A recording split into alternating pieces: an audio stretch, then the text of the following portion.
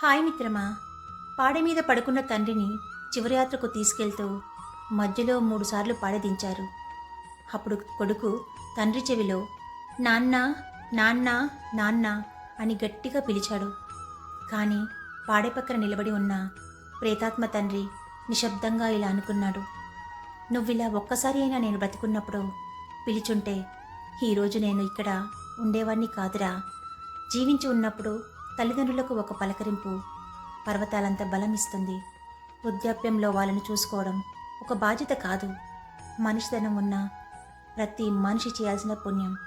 బ్రతికున్నప్పుడు అడిగే ప్రేమ చావుని కూడా ఆపగలిగిన సంజీవిని అవుతుంది.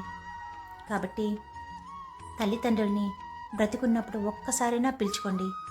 అంతేకాని చనిపోయిన తర్వాత నాన్న నాన్న నాన్న, అమ్మ అమ్మ అమ్మ అంటే కాదు. బతికున్నప్పుడు పిలవండి, చనిపోయిన తర్వాత కాదు. నేను చెప్పేది అర్థమైందనుకుంటాను. జాగ్రత్త మిత్రమా.